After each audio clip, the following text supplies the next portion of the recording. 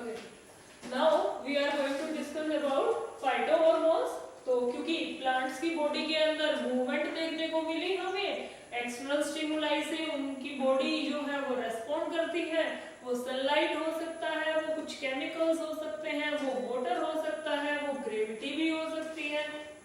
अच्छा जी, उसके बाद अब ऐसा तो है नहीं कि सिर्फ एक्सटर्नल स्टिमुलाइज ही प्लांट्स के लिए काम करती हैं।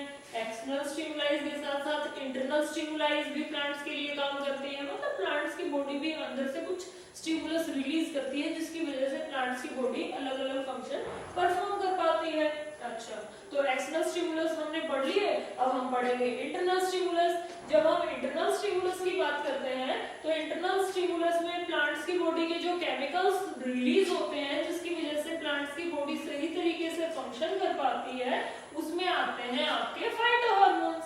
फाइटोहॉर्मोन्स एक्चुअली में क्या होते हैं? फाइटोहॉर्मोन्स एक्चुअली में प्लांट्स के अंदर रिलीज होने वाले केमिकल्स होते हैं, जिसकी वजह से प्लांट्स की growth, development, fruiting, flowering, fruiting और उसके अलावा एजिंग, वो सारी चीजें रेगुलेट होती है।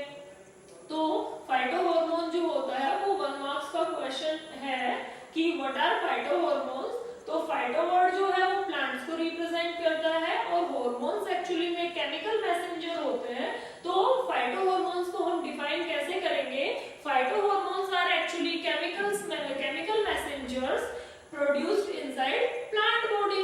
अच्छा, अब प्लांट बॉडी की जब हम बात करते हैं तो फाइटोहॉर्मोन्स जो होते हैं वो 2 टाइप के होते हैं। One are promoters and second are inhibitors. तो जो प्रोमोटर्स होंगे उसके जो हॉर्मोन्स हैं वो है ऑक्सीन, जिबरेलिन और साइटोकाइनिन। और इनहिबिटर्स जो है वो है आपके abscisic acid which is also known as ABA and second is ethylene. Okay, तो पहले हम promoter hormones, promoter means promoter in the sense जो किसी भी चीज को प्रोसीड करे, ठीक है, और इनहिबिटर यानी जो किसी भी चीज को स्टॉप कर दे। तो पहले हम प्लांट्स के फाइटोहॉर्मोन्स जो डिस्कस कर रहे हैं वो प्रोमोटर हॉर्मोन्स डिस्कस करेंगे and then we will discuss about inhibitors. Okay, तो first promoter hormone is auxin. तो पहले हम ऑक्सीन के फंक्शंस को डिस्कस कर लेते हैं। What are the different functions of auxin, then we will discuss about other like cytokinin and gibberellin. Okay, first hormone which is growth promoter is auxin. अब auxin की जब हम बात करते हैं तो auxin एक्चुअली में क्या है? auxin मोस्टली प्रेजेंट होता है प्लांट्स की रूट्स और शूट्स की टिप में। मतलब ये एक ऐसा हार्मोन है जो टिप्स पार्ट में प्रेजेंट रहेगा। वो रूट का टिप भी हो सकता है, वो शूट का टिप भी। Tip in the sense like this is a leaf and here is the concentration of oxygen is higher. तो जो भी टिप पार्ट होते हैं, चाहे वो रूट का है चाहे वो शूट का है, वहां पे हायर अमाउंट या हायर कंसंट्रेशन में ऑक्सीजन प्रेजेंट रहता है। अब देखो, क्योंकि ग्रोथ प्रोमोटर हार्मोन है तो इसका मतलब इसका पहला फंक्शन क्या होगा? ये प्रमोट करेगा ग्रोथ को प्रमोट करेगा यानी ग्रोथ को बढ़ा देगा। ग्रोथ बढ़ाने का मतलब क्या होगा? दूसरा फंक्शन सेल्स का नंबर इंक्रीज होना, सेल नंबर इंक्रीज कर देगा। अब वो सेल नंबर इंक्रीज कैसे होगा? जब सेल डिवीजन में हेल्प करेगा। जब सेल डिवीजन में हेल्प करता है तो ऑक्सीन मोस्टली अपने फंक्शन कभी भी सिंगली परफॉर्म नहीं करता। ऑक्सीन जब अपने फंक्शंस को परफॉर्म करता है तो उसको फंक्शन परफॉर्म करने के लिए साइटोकाइनिन या जिबरेलिन की जरूरत होती है। तो इस वजह से वो सेल्स के नंबर को इंक्रीज कर देगा। अब सेल्स के नंबर जब इंक्रीज हो रहे हैं तो उसकी वजह से क्या होगा? प्लांट के अंदर नए प्लांट पार्ट्स की फॉर्मेशन होगी। तो इसका मतलब ये क्या करेगा? डिले करेगा एजिंग को, डिले एजिंग। अब एजिंग के लिए हम एक वर्ड यूज करते हैं that is known as senescence. Senescence का मतलब एजिंग। प्लांट्स में एजिंग को डिले कर देगा। एजिंग का मतलब क्या? जो भी जैसे नई नई सेल्स बढ़ेगी ऐसे ही प्लांट की बॉडी के अंदर डायामीटर और जो गर्थ होगा वो इंक्रीज करेगा। जो वो डायामीटर या गर्थ इंक्रीज होगा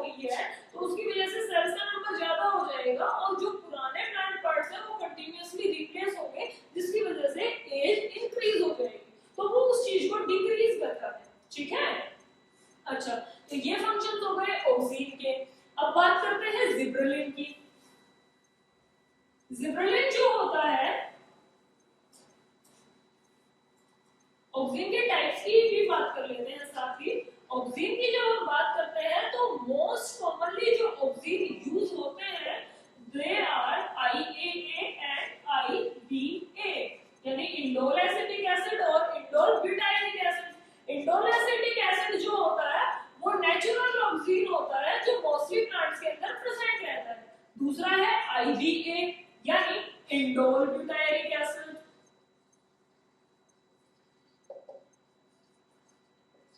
ये वो हार्मोन है जो नेचुरल और आर्टिफिशियल दोनों ही टाइप से इसकी सिंथेसिस होती है प्लांट्स की बॉडी के लिए, या केमिकली भी हम इसको सिंथेसाइज कर सकते हैं। ठीक है, ओके।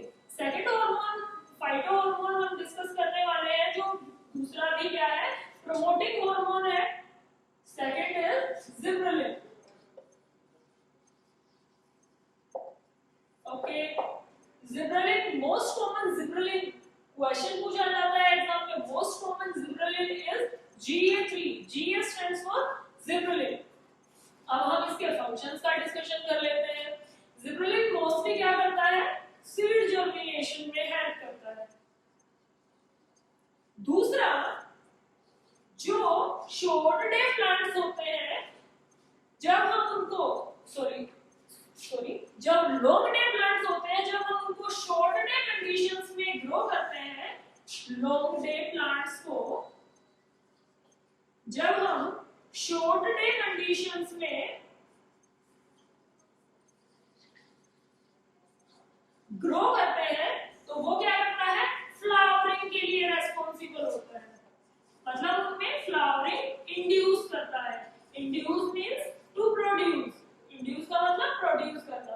अब लॉन्ग डे प्लांट्स क्या होते हैं और शॉर्ट डे प्लांट्स क्या होते हैं? Long day plants, long day यानी कोई भी वो प्लांट्स जो ग्रो करते हैं समर सीजन्स में, क्योंकि उसमें डे ड्यूरेशन जो होता है उसमें सनलाइट ज्यादा होती है। और शॉर्ट डे ड्यूरेशन का मतलब या शॉर्ट डे प्लांट्स का मतलब जब डे ड्यूरेशन यानी जो सनलाइट ड्यूरेशन होता है वो लेस ड्यूरेशन होता है, लाइक विंटर्स। ठीक है, तो जब लॉन्ग डे प्लांट्स को हम शॉर्ट डे कंडीशंस में ग्रो करते हैं तो वो फ्लावरिंग इंड्यूस करने के लिए जो हार्मोन रेस्पॉन्सिबल होता है वो जिबरेलिन होता है। ठीक है, उसके अलावा ये क्या करता है, बड फॉर्मेशन में हेल्प करता है। ठीक है, तो ये फंक्शंस हो गए आपके जिबरेलिन के। अब हम डिस्कस करते हैं साइटोकाइनिन। साइटोकाइनिन और जिबरेलिन जो है वो ऑक्सीन के साथ मिलकर फंक्शन परफॉर्म करते हैं और दोनों ही ग्रोथ प्रमोटर हार्मोन है। तो इसलिए थर्ड हम डिस्कस करने वाले हैं साइटोकाइनिन।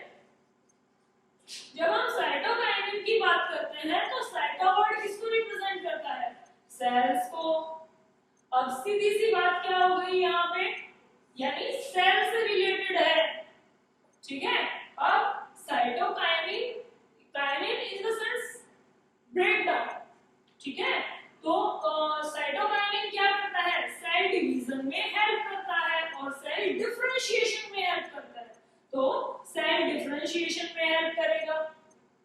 अच्छा, सेल डिवीजन यानी सेल डिफरेंशिएशन कर रहा है तो सेल एनलार्जमेंट यानी सेल के साइज को बड़ा भी कर देगा। दो चीजें होती हैं, एक तो सेल का बनना, ठीक है, और दूसरा उसका साइज इंक्रीज करना। ठीक है, तो साइटोकाइनिन जो होता है वो सेल एनलार्जमेंट के लिए रेस्पॉन्सिबल होता है, यानी सेल डिवीजन में हेल्प करेगा, यानी नई सेल प्रोड्यूस करने में हेल्प करता है। उसके अलावा सेल के साइज को इंक्रीज भी करता है। ठीक है, अच्छा, तीसरा फंक्शन इसका क्या है, ये क्या करता है, ऑक्सीन के साथ मिलता है, ऑक्सीन के साथ कंबाइन करेगा और ऑक्सीन के साथ कंबाइन करने के बाद प्लांट की रूट और शूट की फॉर्मेशन में हेल्प करता है। ठीक है, तो ये फंक्शन हो गए आपके ऑक्सीन के। अब हम डिस्कस करेंगे ग्रोथ इनहिबिटर हार्मोन्स को। ग्रोथ इनहिबिटर तो नाम से ही पता चल रहा है, इनहिबिट का मतलब रोक देना। ठीक है, तो ये हम यहाँ से, ये तो ऑक्सीन, जिबरेलिन या साइटोकाइनिन का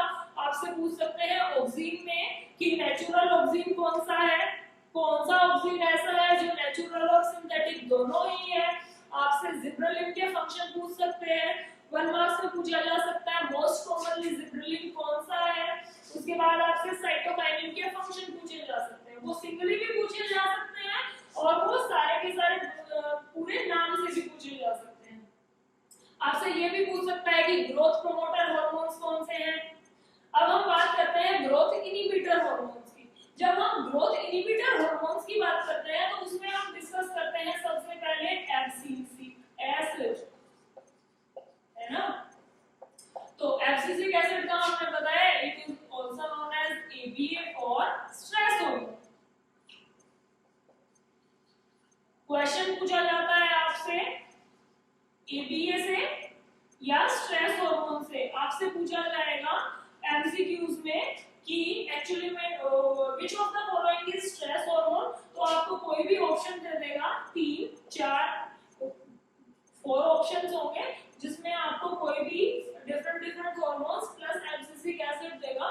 तो आंसर विल बी एबीए और एब्सिसिक एसिड, मतलब एबीए भी ऑप्शन में आ सकता है और एब्सिसिक एसिड भी आ सकता है, ठीक है। अब स्ट्रेस हार्मोन है, इसका क्या मतलब है? स्ट्रेस हार्मोन से मतलब क्या है, ये रिटार्ड करता है, ग्रोथ रिटार्डिंग हार्मोन है, इनहिबिटर है ना। तो फर्स्ट फंक्शन क्या होगा, ग्रोथ को इनहिबिट करेगा, ठीक है। दूसरा फंक्शन, अब क्योंकि स्ट्रेस हार्मोन है तो आपने देखा होगा आपके घरों में बहुत सारे सीड्स आप ऐसे ही टंकी के अंदर डाल के या डब्बे के अंदर डाल के रखते हैं, है ना। तो ये क्या करता है, जर्मिनेशन को प्रिवेंट करता है, प्रिवेंट जर्मिनेशन इन अनफेवरेबल कंडीशंस। अनफेवरेबल कंडीशंस का मतलब जैसे कोई भी सीड्स हमने किसी डब्बे में उठा के रखे तो वहां पे ग्रो करने के लिए इसेंशियल कंडीशंस नहीं है, मॉइस्चर नहीं है, एक स्पेसिफिक टेम्परेचर भी नहीं है, तो शायद इस रीजन की वजह से वो ग्रो नहीं कर पा रहे। तो ऐसी कंडीशंस में क्या करता है, जो स्टोरिंग कंडीशंस होती है उसमें एब्सिसिक एसिड इनहिबिटर की तरह काम करता है और जर्मिनेशन को प्रिवेंट करता है। ये इसके मेन फंक्शन है। अच्छा जी, उसके बाद नेक्स्ट हमारा आता है आपका इथाइलिन। नेक्स्ट हम डिस्कस करते हैं इथाइलिन। इथाइलिन जो है फाइटोहॉर्मोन्स में एक ऐसा हार्मोन है जो गैसियस हार्मोन है। क्वेश्चन आपसे पूछा जा सकता है which of the following is a gaseous hormone. तो फाइटोहॉर्मोन्स में सिर्फ इथाइलिन ही एक ऐसा हार्मोन है जो गैसियस हार्मोन है, ठीक है। तो अब गैसियस हार्मोन है तो पहला क्वेश्चन ये अराइज होता है कि इसका मेन फंक्शन क्या होता है, ठीक है। अच्छा जी, तो इसका मेन फंक्शन क्या होगा, फ्रूट राइपनिंग। डायरेक्ट आपसे क्वेश्चन पूछा जा सकता है which hormone is responsible for fruit ripening. तो ये फ्रूट राइपनिंग के लिए रेस्पॉन्सिबल होता है। जैसे आपके फ्रूट मार्केट के अंदर स्टॉक के अंदर जो भी फ्रूट्स रखे जाते हैं वो सारे के सारे फ्रूट्स के ऊपर इथाइलिन गैस का स्प्रे किया जाता है, जिसकी वजह से वो क्या होते हैं, राइप कर जाते हैं। तो इसका मेन फंक्शन क्या है, ये फ्रूट राइपनिंग हार्मोन है। इसका दूसरा फंक्शन क्या होगा, जितने ज्यादा अमाउंट के अंदर ये प्रोड्यूस होगा उतने ही ज्यादा अमाउंट में क्या होगा, फ्रूट राइप करेगा और एक ड्यूरेशन ऐसा आएगा कि फ्रूट राइप होके और फर्मेंट हो जाएगा यानी सड़ जाएगा, ठीक है, रोटन कंडीशन आ जाएगी। तो फ्रूट राइपनिंग में हेल्प करता है। अच्छा, अब क्वेश्चन अराइज होता है कि एक्चुअली में इथाइलिन प्रोड्यूस कैसे होता है। प्लांट की बॉडी के अंदर जितना हाई ऑक्सीजन कंसंट्रेशन हाई है, हाई ऑक्सीजन कंसंट्रेशन रेस्पॉन्सिबल होता है इथाइलिन गैस के प्रोडक्शन के लिए प्लांट की बॉडी के अंदर, ठीक है। तो पहला फंक्शन ये हो गया कि फूड राइपनिंग में हेल्प करता है। दूसरा, प्लांट की एजिंग के लिए रेस्पॉन्सिबल होगा, एजिंग के लिए रेस्पॉन्सिबल होता है। यानी ये हार्मोन क्या करेगा, प्लांट्स की बॉडी के अंदर जितने ज्यादा अमाउंट में होगा सेल जो होंगी उतनी ही ज्यादा फर्दर क्या करेंगी, डिफरेंशिएट करेंगी और थ्रोन आउट होती रहेंगी। तीसरा फंक्शन क्या होगा आपका कि सेनेसेंस इंड्यूस करने के लिए